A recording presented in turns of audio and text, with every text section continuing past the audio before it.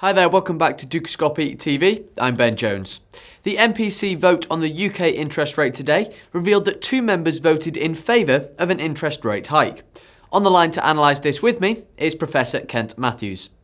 So to begin with, I would like to discuss the fact that 2 Bank of England officials voted for an interest rate hike, whereas the majority voted for it to be held at 0.5%.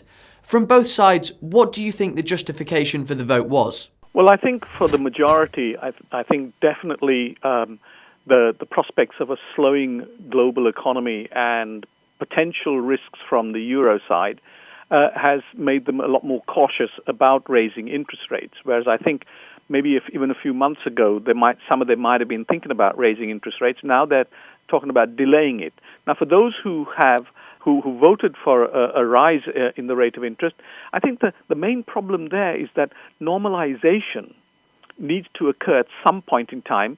And if there was a euro crisis, then there needs to be an action that's seen by the markets, and there's nothing more forcible than a reduction in interest rates. But the reduction in interest rates has to come from somewhere.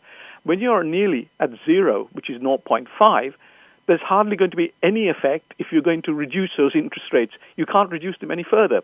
So there has to be an attempt to first move back to normalization and then cut interest rates. And I think this is very much the same view of many members of the Shadow Monetary Policy Committee. Now, to what extent is the loss of momentum in the euro area influencing current Bank of England policy? I think quite a lot of it is. I think that's one of the main reasons why there's been a delay in raising interest rates when the economy itself seems to be booming, and although inflation expectations and labor costs remain low, there is quite a lot of concern about how much capacity there is in the economy, and at some point in time, interest rate normalization has to occur simply because we cannot carry on with the type of financial repression that exists at the moment, where interest rates are so low that it's taxing savers and providing subsidies to borrowers who can get the money.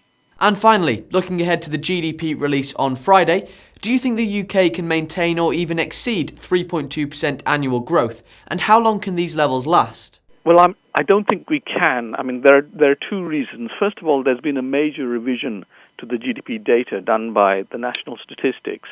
And that raises doubts about how much capacity there is in the economy. But even if we give them the benefit of the doubt, the verdicts that's coming back from surveys is that spare capacity is very low.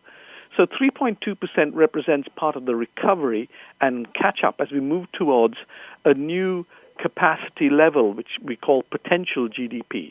It's very likely that as a result of the crisis, this potential GDP growth rate has actually fallen to something more like 2.5%. So if there's very little capacity, we're very close to that point where we're going to grow at a steady state of 2.5%. Now, that's not necessarily a bad thing. That's what we've actually been having up until about the 1970s, all through since the Second World War. 2.5% growth rate is actually something to be commended. It's just that during the 1980s and the Thatcher period, we saw our growth rate rise to 3% and continue in the 1990s, and somehow we thought that this will stay forever. In fact, going back to 2.5% sounds like a very commendable rate of growth to achieve. Professor Matthews, thank you very much for joining us on the line once again, and thank you for watching. Keep clicking back to Dukascopy TV for plenty more updates and exclusive interviews. Bye for now.